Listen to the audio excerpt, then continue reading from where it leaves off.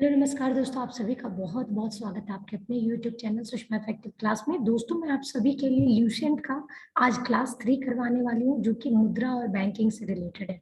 तो प्लीज आप लोग बने रहें। जितना भी इसमें MCQ है ल्यूसेंट में गिवन है, जो अपकमिंग एग्जाम में बहुत ही बेनिफिशियल होने वाला है, तो ये मैं आपको सब प्रोवाइड कर दूंगी। और जैसा कि मैं आप लोगों को बार बार ये कहती हूँ, ये बहुत फास्ट क्लास है, रिविजन सेशन है, तो प्लीज इसको सिर्फ सुनिए, हेडफोन लगाइए और कान में लगा के सिर्फ सुनिए।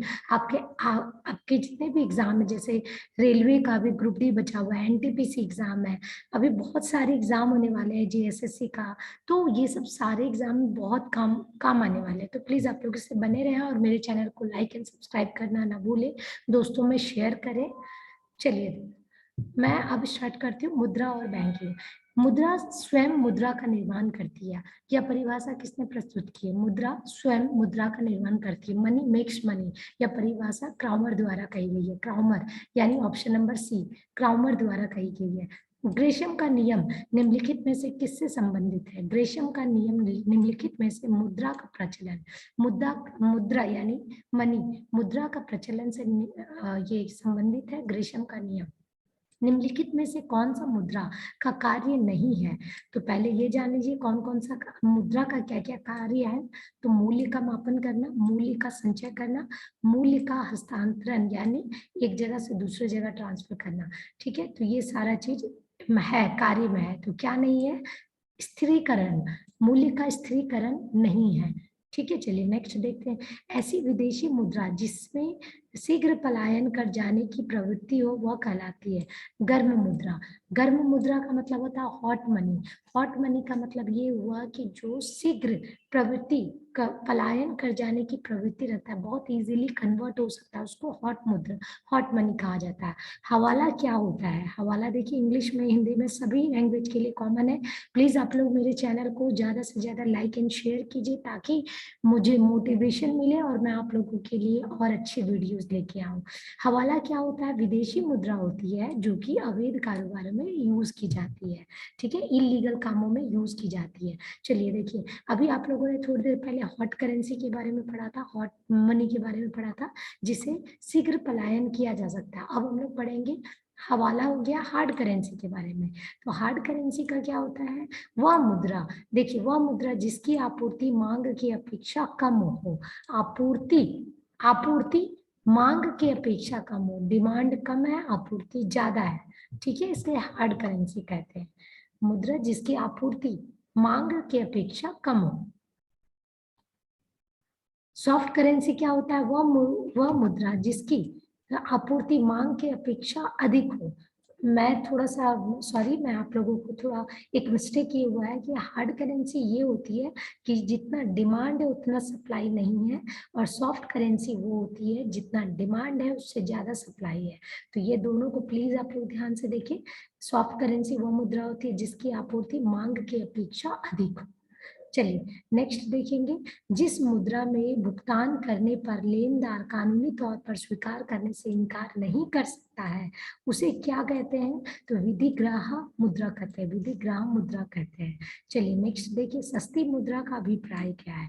देश में मुद्रा का अंतरराष्ट्रीय बाजारों में आसानी से उपलब्ध होना, इसे सस्ती मुद्रा कहा जाता है। यानी इंटरनेशनल मार्केट में इजीली अवेलेबल होना, इसे सस्ता मार्केट कहा जाता है।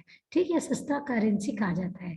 चलिए नेक्स्ट देखते हैं। किन देशों की मुद्रा प्रायः हार्ड करेंसी होती है? यानी जितना डिमांड उतना सप्लाई नहीं होता है। तो विकसित देशों की यानी डेवलप्ड कंट्री की जो मुद्रा होती है, करेंसी होती है, वो विकसित देशों की हार्ड करेंसी मुद्रा हार्ड करेंसी कही जाती है।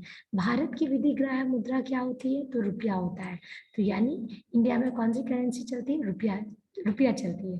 तो दोस्तों, ये अब मैं आपसे 12वां क्वेश्चन में कुछ कुछ टॉपिक लेके आई हूँ। देखिए यहाँ ऑप्शन, 4 ऑप्शन है, चारों को एक बार सुनिए ध्यान से और कौन सा सही कथन है वो मुझे बताइए।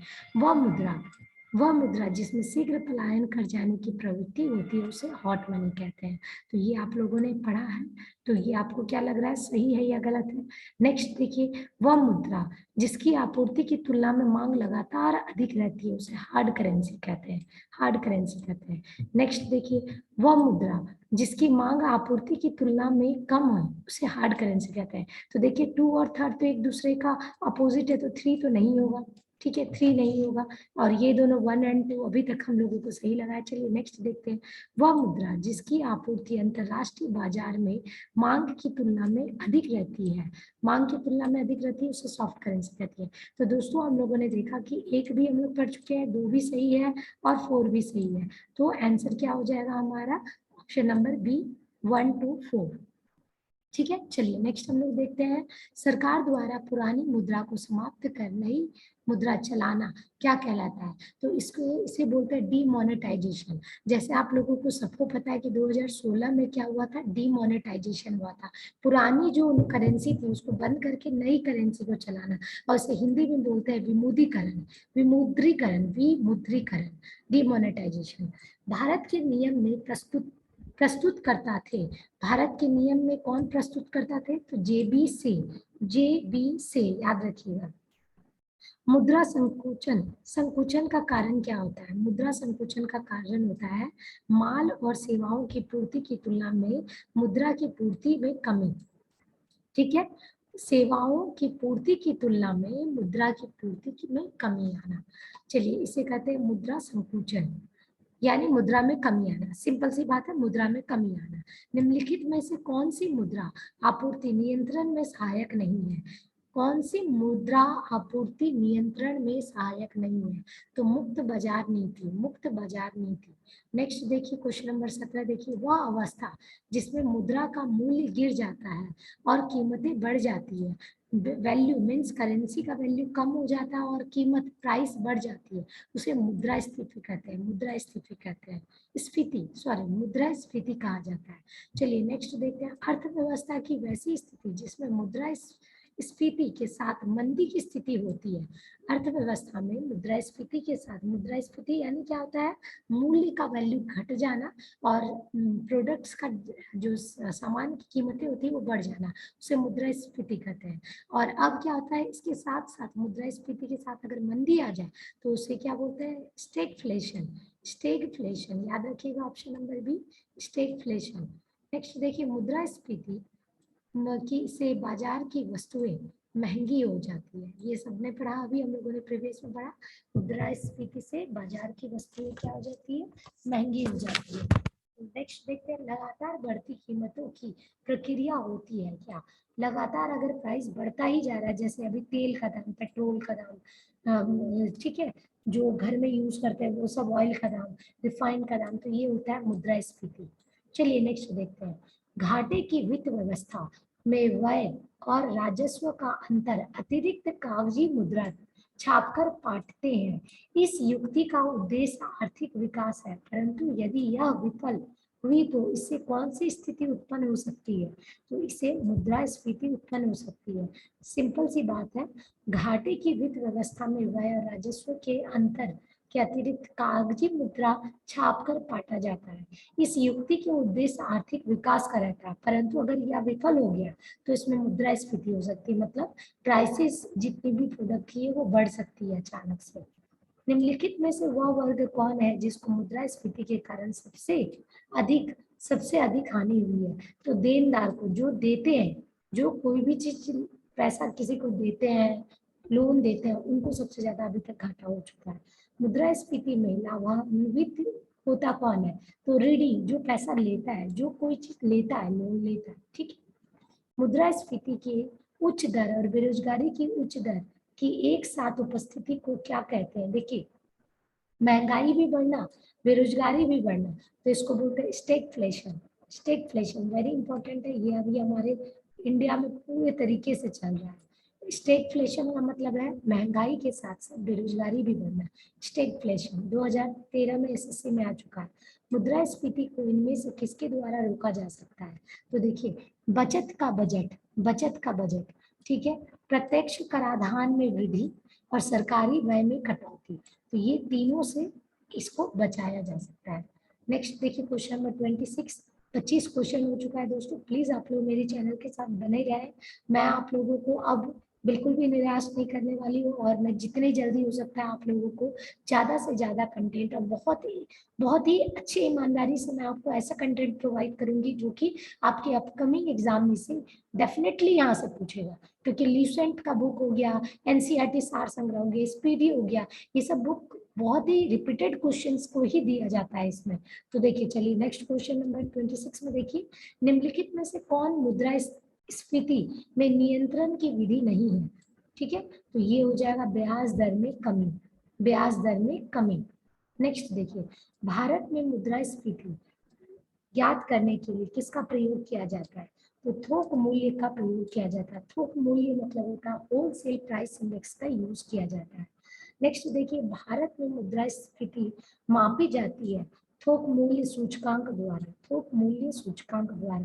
तो क्वेश्चन नंबर 27, 28 लगभग एक जैसा है। मुद्रा स्फीति की शून्य दर उस वर्ष में अवश्य मानी जाती है जब किस टाइम में उसको जीरो, एक आपको आइडियल कंडीशन में माना जाता है। उस वर्ष में, उस वर्ष के प्रत्येक सप्ताह में मुद्रास्फीति की वार्षिक दर शून्य हो, इसे हम लोग आइडियल कंडीशन मानते हैं। चलिए नेक्स्ट देखते हैं, मुद्रास्फीति को स्थायी रूप से किस प्रकार नियंत्रित किया जा सकता है? तो मुद्रा आपूर्ति की वृद्धि कर नियंत्रण कर।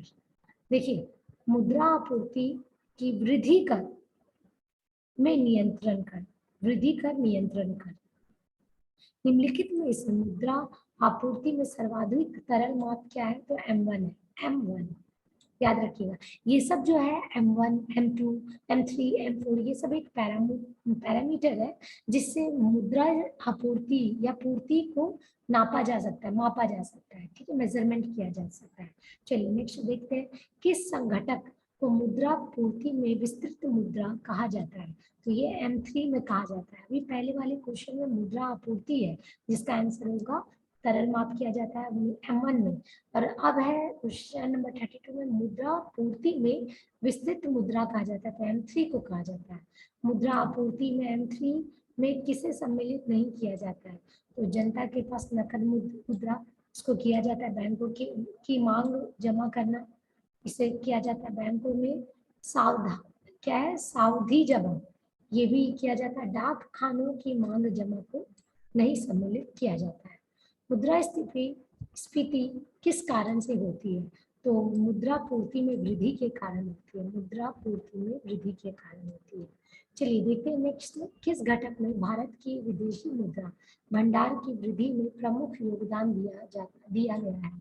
तो रुपए का अवमूल्यन, प्रत्यक्ष और अप्रत्यक्ष विदेशी निवेश, रुपए में पूर्ण परिवर्तनीयता।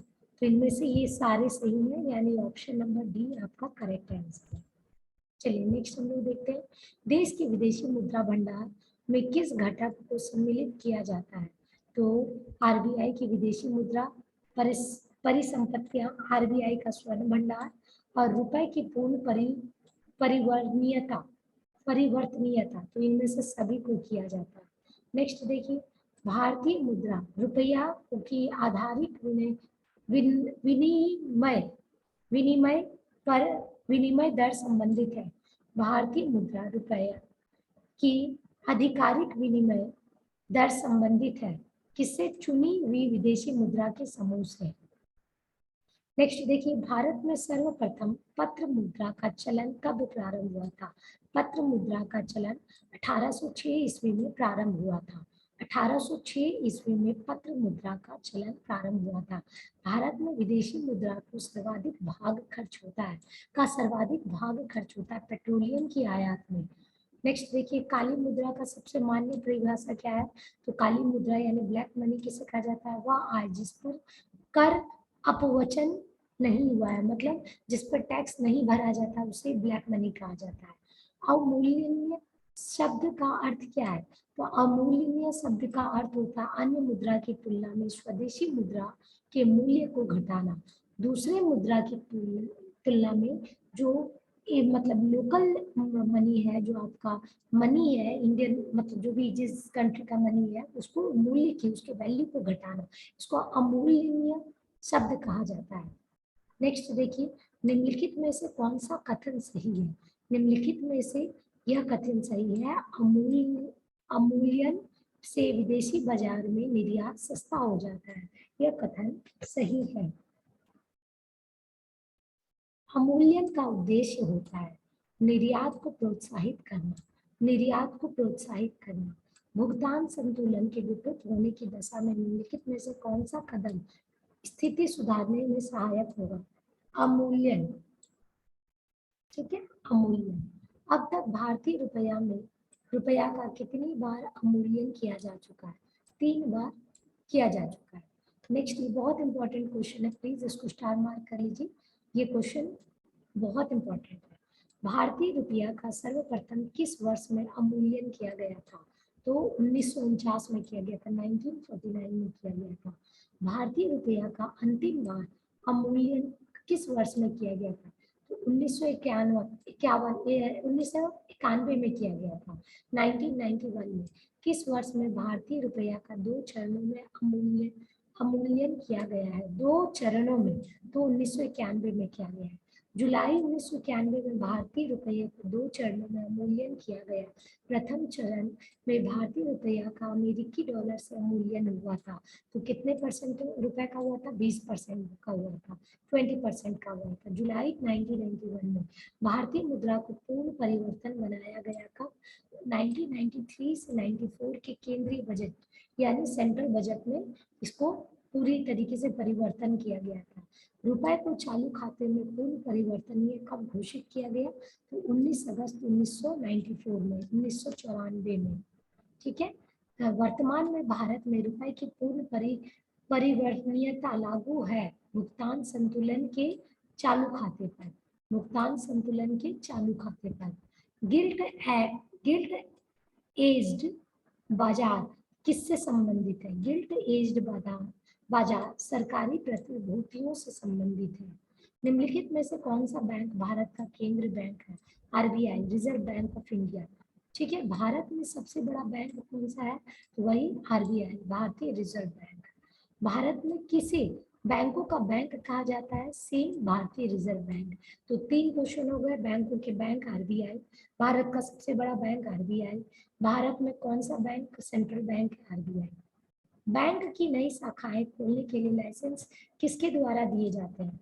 तो आरबीआई, यानी आरबीआई बैंक के द्वारा दिए जाते हैं। तो दोस्तों, ये अभी आप लोगों को 57 क्वेश्चन तक हो गया है। मैं आगे आप लोगों को कंटिन्यू करती हूँ। आरबीआई का मुख्यालय कहाँ पे है? तो ये बच्चों को बताया है, मुंबई में। और पहले इसका मुख्यालय कहाँ पर था? कोलकाता में स्टार्टिंग में। इसका गठन कब हुआ था? 1935 में। तो दोस्तों, ये सब याद रखिएगा, बहुत इंपॉर्टेंट चीज है। आरबीआई आरबीआई यानी भारतीय रिजर्व बैंक का कार्य नहीं है। तो क्या क्या कार्य ये देख लीजिए, इंपॉर्टेंट है। करेंसी नोट जारी करना, मुद्रा योजना बनाना, भारत के सभी बैंकों पर नियंत्रण रखना। ये 3 इनके काम है। क्या काम नहीं है? कर्ताओं को ऋण देना, कर्ताओं को ऋण देना, ये इसका काम नहीं होता। ऑप्शन नंबर डी इसका सही आंसर हो जाएगा। क्वेश्चन नंबर 6 देखिए, आरबीआई का कार्य नहीं है नोट निर्गमन करना, बैंकों का बैंक, सरकार का बैंक, और जनता से जमा स्वीकार करना। तो जनता से जमा स्वीकार करना इसका काम नहीं है, बाकी ये तीनों इनके काम है। व्यापारिक बैंकों द्वारा जनित साख का नियंत्रण कौन करता है?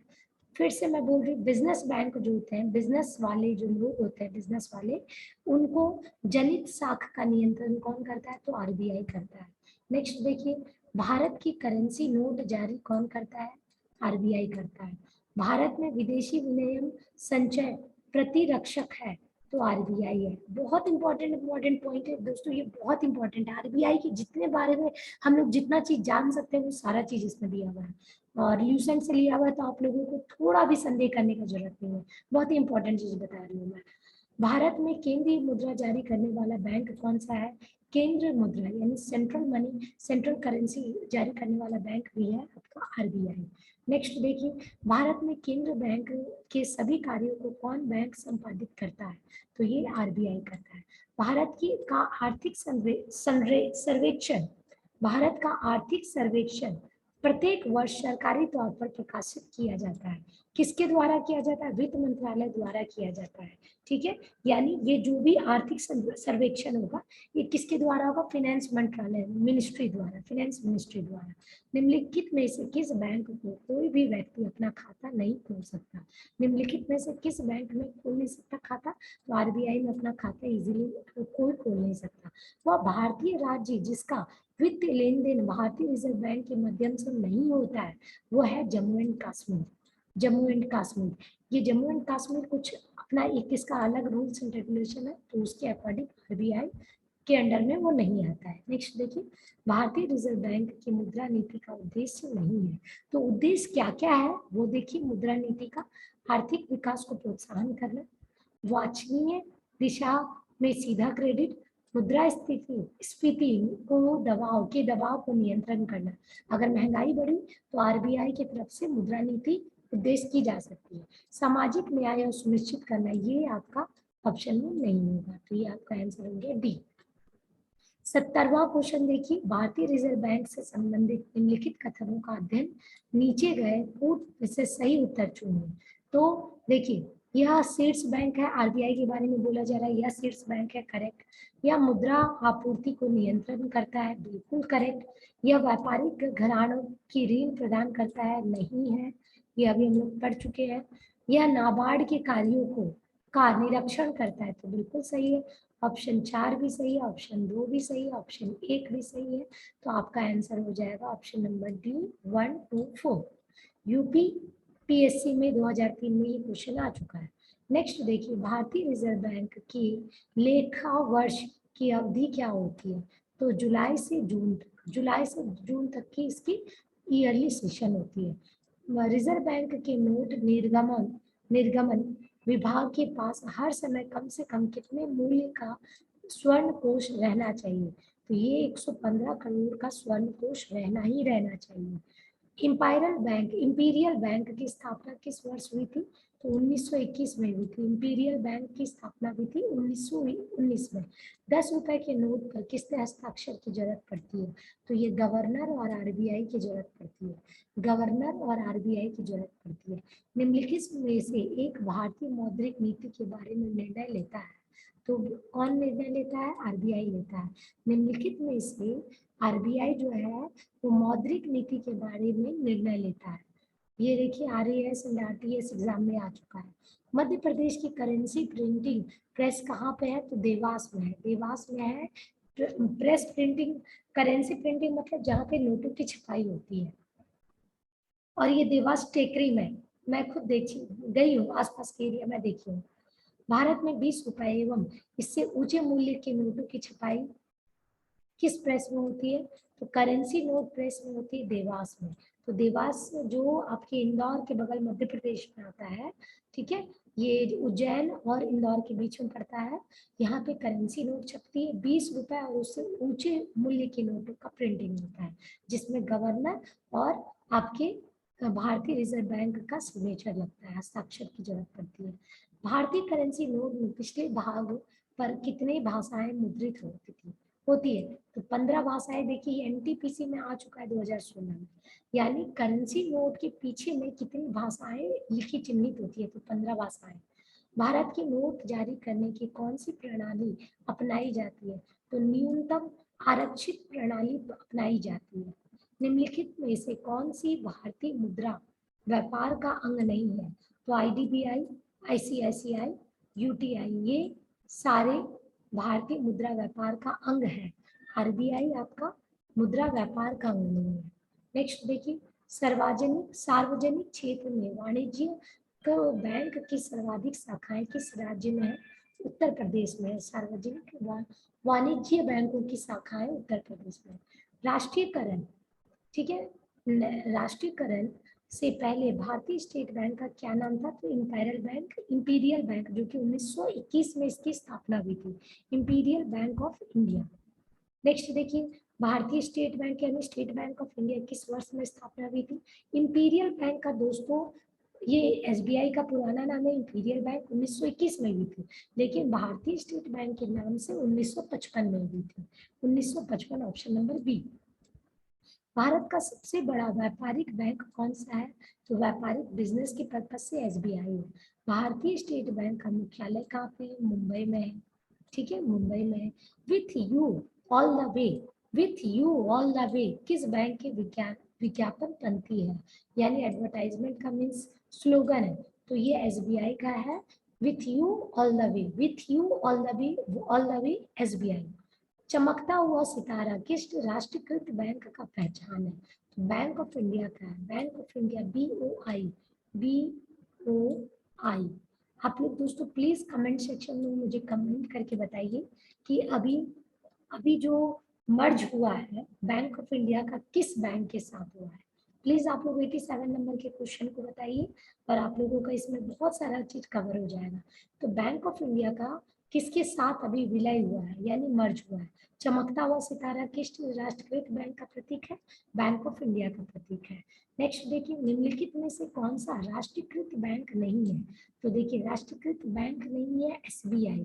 तो राष्ट्रीयकृत बैंक कौन कौन सा? यूनाइटेड बैंक ऑफ इंडिया है, पंजाब नेशनल बैंक है, and Punjab and Sindh bank है। एसएससी 2020 में ये क्वेश्चन आ चुका है, ये क्वेश्चन छप गया है, बहुत इंपॉर्टेंट क्वेश्चन है, छपा हुआ क्वेश्चन है ये। चलिए, कैनाफिना किस भारतीय राष्ट्रीयकृत बैंक की अनुषंगी संस्था है? तो कैनाफिना कैनरा बैंक की, कैनाफिना कैनरा बैंक की। अभी आप लोगों का नेक्स्ट क्वेश्चन ये है कि कैनरा बैंक का विलियम मीन्स मर्ज किसके साथ हुआ है, विनियम किसके साथ हुआ है? चलिए नेक्स्ट देखते हैं, भारतीय बैंकों की कहाँ अधिकतम शाखाएं हैं? तो इंडियन बैंक में, इंडियन भारत में जितने बैंक हैं इनकी सबसे ज्यादा शाखाएं हैं यूनाइटेड किंगडम में, यूनाइटेड किंगडम में। चलिए नेक्स्ट देखते हैं, क्वेश्चन नंबर 51 आप देख रहे हैं, लास्ट क्वेश्चन है मुद्रा और बैंकिंग का। भारत में सर्वाधिक शाखाएं किस विदेशी बैंक की है? सबसे ज्यादा ब्रांचेस किसकी है? स्टैंडर्ड चार्टर्ड बैंक की है। स्टैंडर्ड चार्टर्ड बैंक की सबसे ज्यादा इसकी शाखाएं हैं। तो दोस्तों ये आपका 91 को 91 क्वेश्चन हो चुका है, लगभग मैं आप लोगों को 100 के अप्रॉक्स क्वेश्चन करा चुकी हूँ। दोस्तों आप लोग प्लीज मेरे चैनल को लाइक एंड सब्सक्राइब करना ना भूलें। तब तक के लिए नमस्कार।